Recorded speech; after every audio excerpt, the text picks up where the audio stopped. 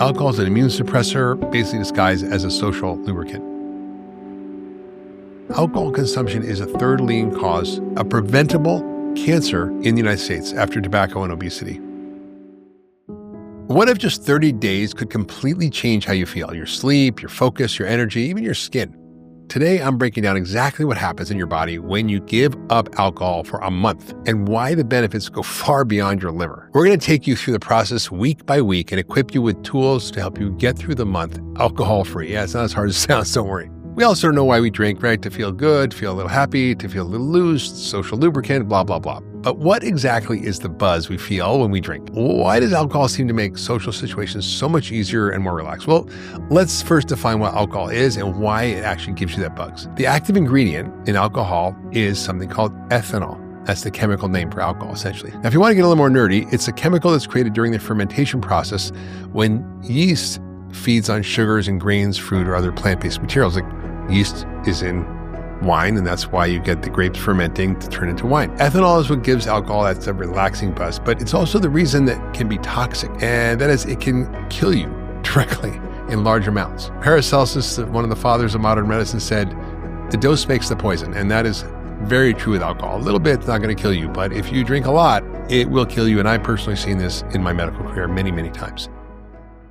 This episode is brought to you by Function Health, empowering you to live 100 healthy years with over 160 lab tests at just $365 a year.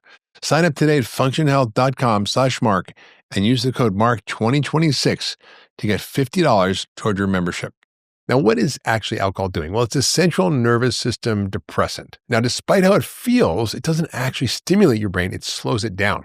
But in the early stages, the buzz phase, that slowdown happens first in the inhibitory centers of the brain, the control centers that keep you reserved or cautious or anxious, right? So the ego, essentially, right? When you drink, your inhibition goes down a little bit. You feel more relaxed, more social, more confident. Maybe you feel a little euphoric. That's the quote buzz. The other thing that happens in your brain is it works on different neurotransmitter systems. It works on the GABA system, which is the relaxation system. It also blocks glutamate, which is the excitatory system. So GABA is calming and inhibitory, and glutamate is stimulating and excitatory. So there's different neurotransmitters that have different roles in your body. Wake up, go to sleep, wake up, go to sleep. For example, Valium is a GABA formula. It basically stimulates the GABA receptors, so is progesterone, makes you relaxed and calm. Now, alcohol acts like GABA, turning up this inhibition, and it simultaneously blocks glutamate, which is the excitatory neurotransmitter, and it turns down the stimulation. Now, this double effect slows brain signaling and causes you to relax, but it also does bad stuff, like impairs your judgment, it slows your reflexes, and it also can reduce anxiety, which is why people drink to self-medicate very often. Now, the buzz hits when the balance shifts, just enough to quiet the brain's noise without making you drowsy yet, and that's okay, but you want to just sort of be in the right sweet spot. A little too much, you're going to get into trouble, and you just want to get a little bit so you can have that little sense of buzz and pleasure if you drink, but not too much. And alcohol, by the way, when we look at the literature, I hate to say it, folks, it's just not good for us. It affects our sleep adversely. It increases many cancers, increases the risk of metabolic dysfunction, gut microbiome disturbances, mitochondrial toxins. I mean, just so many reasons it's not good for you, but it feels good. So I get it. And occasionally I have a tequila, so I understand. How else does it work in the body? It affects the limbic system and the prefrontal cortex. The limbic system is your reptile brain. It's your ancient lizard brain. It's the emotional center. It becomes more active, leading to emotional openness, laughter, which is good. But the prefrontal cortex is the adult in the room. It's responsible for judgment, for planning, restraint. It goes offline early in drinking, which explains why people feel freer or act impulsively when they drink. Now, that combination is why you might feel just more talkative or affectionate during this buzz phase. That's, good. It feels good, but it's not necessarily good for you. So what are the negative effects of alcohol in the body? I get why we drink, right? To relax, to connect, to take the edge off. But what actually happens inside the body when we drink alcohol? Why does that 1 or 2 glasses of wine or tequila hit us the way it does? And why do we pay for it the next day? Well, once your liver can't metabolize ethanol fast enough, then your blood alcohol concentration rises, moving from buzz to drunk, to even worse, sedated, which is blackout drunk. Now, the buzz fades and often is followed by rebounding glutamate and cortisol activity, leading to anxiety and fatigue. That's called hangxiety. Now, even moderate drinking can impact nearly every organ system in the body. And the reason is it builds this damage through metabolic stress, through inflammation, through impaired detoxification, through effect on hormones, the microbiome, your mitochondria. Pretty much everything is affected by it. What's the deal with brain function, neurotransmitters, and alcohol? How does it all work? I kind of mentioned a little bit, but it's a central nervous system depressant. It slows brain communication. And as I said, it increases this calming neurotransmitter called GABA, and it decreases the stimulating neurotransmitter called glutamate, which is why you feel more dull and not so alert. Now, dopamine does spike early on during the buzz phase, which is what makes us focus, pay attention, but it drops very quickly and it leaves you feeling tired or low mood. And I notice this, like when I drink, I feel good for like maybe 15 minutes, and then it's like, I don't really like it anymore. So I think if you pay attention to how your body's responding, you'll see this also. It also, my Oura Ring tells me this every night if I have something, it prevents you from falling into REM sleep. So you're not able to enter into that deep rest recovery period where your immune system and your lymphatic system, that's the immune system of the brain, it basically cleans out all the toxic metabolites from the day.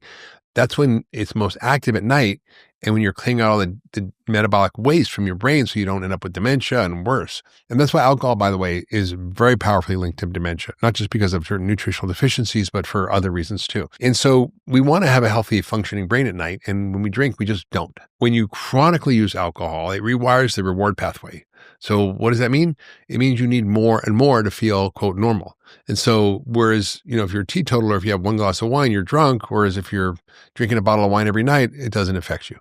And I think you should pay attention to that, because when you use more, even though you're not feeling it, it's having even more harm on your body. And so long-term, what do we see with long-term use of alcohol? We see memory loss, cognitive decline, anxiety, sleep disruption, as I mentioned, dementia. And basically the idea with alcohol is it sort of numbs you and then it depletes you. Your brain becomes dependent on alcohol just to feel okay. And you see this with alcoholics. They can't feel normal unless they're drinking. What about your liver? Well, the liver's got to metabolize the alcohol before anything else. It's kind of like the worst liver toxin. That's why we have something called alcoholic fatty liver disease, which is caused by alcohol. And this is a poison for the liver. And there's an enzyme in your liver called alcohol dehydrogenase, which converts ethanol, which is alcohol, into a derivative byproduct called acetaldehyde. Now, this acetaldehyde is a highly toxic compound that damages your DNA, it damages proteins, and it's really rough on your body. Then the acetaldehyde is then broken down by an enzyme called aldehyde dehydrogenase, don't have to worry about that, into something called acetate. Now, if you drink too much too fast, this acetaldehyde builds up and it causes hangovers, nausea, flushing, all kinds of inflammation. And when you're chronically overloaded with this, you get fatty liver and you get cirrhosis eventually, but even within a few weeks of drinking a lot, you start getting fatty liver. And then over the years, you'll get scarring, and that leads to fibrosis, cirrhosis, and ultimately liver failure and death. There's something I need everyone to know. You can have, quote, normal cholesterol and still be at serious risk for a heart attack. Because with your standard annual exam, you get a few basic heart markers checked and you carry on. But cholesterol is just one piece of the puzzle. The most important tests are missing, like ApoB. Have you ever had that done? Probably not. It helps move cholesterol in the bloodstream and is a powerful marker for your risk of cardiovascular disease, or HSCRP, which is a marker of systemic inflammation in the body. These are just some of the tests that give warning signs years before symptoms show up. And that's why we built Function, over 160 lab tests, including a cardiovascular panel that goes way beyond basic cholesterol. An all-in-one check for your entire body for just $365 a year. So you track your data and you take control at functionhealth.com. And what else happens when you drink alcohol? If that wasn't enough, right? There's more. You get an impaired metabolism of fats and sugars and hormones. So your whole metabolic system is hijacked, and it hijacks your liver's capacity for detoxification, like even estrogen clearance. For example, if you are taking estrogen, you are going to get much higher levels when you take alcohol.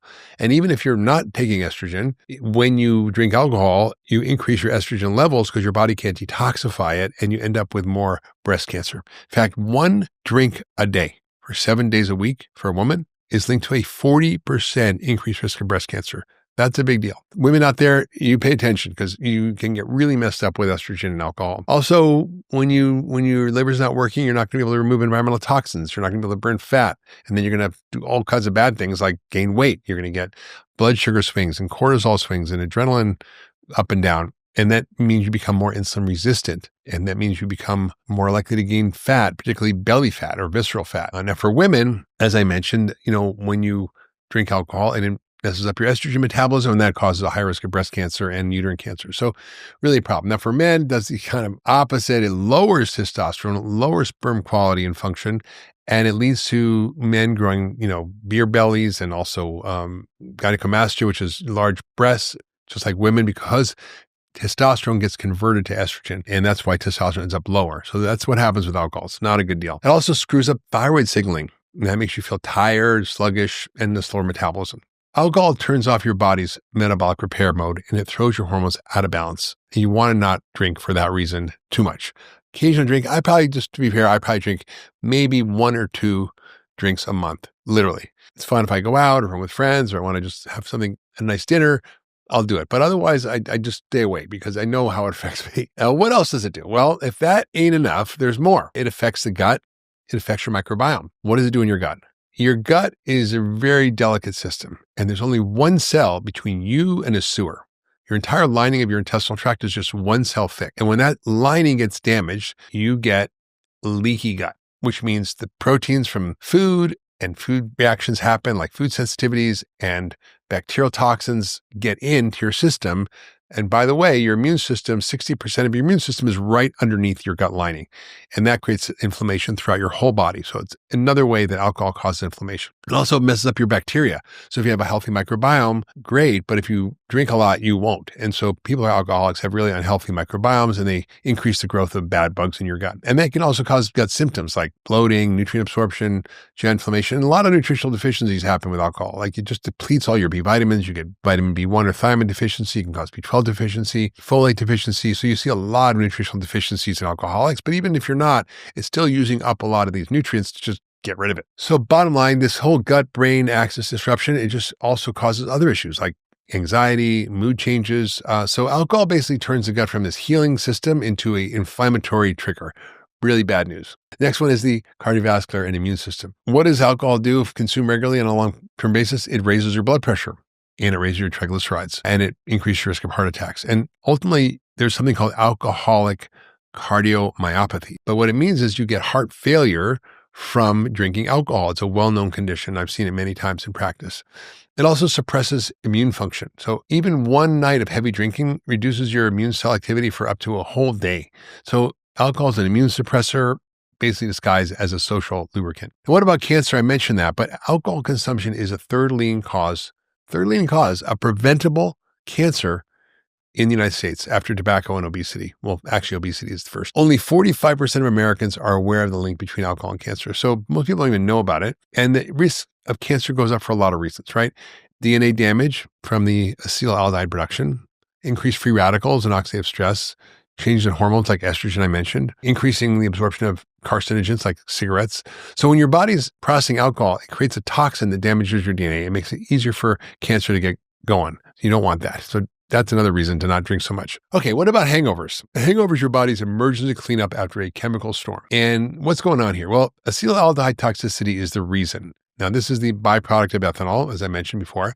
The liver can't keep up metabolizing it, so it basically builds up, and the toxic byproducts build up, and that causes it. Also, dehydration. It's a dehydrating compound. Alcohol blocks this hormone in your brain called ADH, or antidiuretic hormone. Why is that a problem? Well, when you are not preventing yourself from peeing, you're going to pee more, and you're going to lose more water, and lose more electrolytes, and become more dehydrated. So alcohol basically makes you pee more and lose water and electrolytes. Also, you get blood sugar fluctuations. After this insulin surge, your glucose crashes and you can get shaky and fatigued. You get a lot more systemic inflammation. Alcohol irritates the gut and the liver, releases something called cytokines. Now, these are the body's chemicals that are used for infection. That's why, basically when you have the hangover, you feel like you have the flu. You had that cytokine storm during COVID. When you have the flu, you feel achy. That's because of these immune messenger molecules we call cytokines. So sleep disruption is another big problem with alcohol. Alcohol blocks REM sleep, which is your dream sleep. And then it causes this rebound overactivity when you stop it. So when you get this rebound chemistry, as alcohol fades, the stress chemicals spike, you get anxiety, restlessness, anxiety, and that is a huge problem. So bottom line, alcohol taxes every major system in your body, especially your liver, your brain, your gut, your hormones. Now, hangovers are the body's emergency cleanup after a neurochemical and metabolic storm. But the good news is after 24 to 72 hours of abstaining, your body starts to repair itself. So what happens when you stop drinking?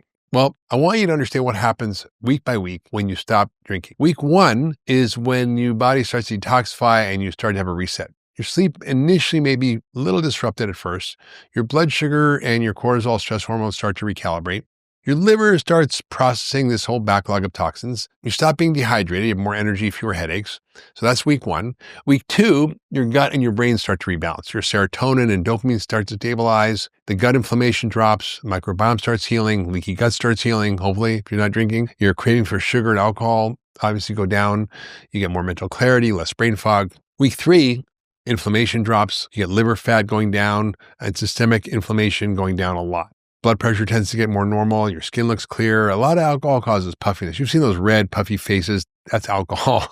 It causes inflammation. You see it in people's faces. It causes rosacea, skin issues. You also get more stable mood, less anxiety swings. And then finally, week 4, you get a lot of additional metabolic and immune benefits. More insulin sensitivity, so your body's able to lose weight. You have a stronger immune response. You're not getting sick as much. You have better deep sleep, balanced hormones, especially cortisol and testosterone. And you see a big change in energy, confidence, and focus. So what are the takeaways? What are the benefits? Here's a quick recap of the key benefits we just covered of the body. Improve liver detoxification and function, lower inflammation and blood pressure, better metabolism and digestion. With your brain, you get better mood, better focus, better sleep quality, less anxiety and depression. And long-term, you're going to have a recalibrated relationship with alcohol, which is great. So you don't have to be stuck with it. You can make a choice. So the question is, how do you make more mindful choices? How do you set yourself up for success when cutting out alcohol? Well, there's some real challenges, both physical and the mental. Well, social pressure, obviously. Just have one drink. Come on, what's the big deal? I call those drug pushers. Cravings happen, and willpower. So what's the best way to navigate those challenges? Well, social pressure, maybe just say, hey, I'm taking a reset this month. Just kind of normalize the choice. For cravings, you can modify that by eating protein, hydration, and certain adaptogens and herbs, and even nutrients like theanine, which is a relaxing molecule from green tea, or magnesium glycinate, which also helps you detoxify. Sleep disruption can initially be a problem, but it'll improve with things like magnesium, Epsom salt baths, or meditation. Mindset, focus on curiosity, not deprivation. So it's not all or nothing, right? Just kind of learn what's going on in your body. Listen to how you feel. Pay attention to the change in your life when you stop drinking. Really important. So your body has an incredible ability to heal, and often it just needs you to take your foot off the gas and give yourself a break from the things that are making it not feel well. Try it for 30 days. You're going to be amazed at how different you feel. If you love that last video, you're going to love the next one. Check it out here.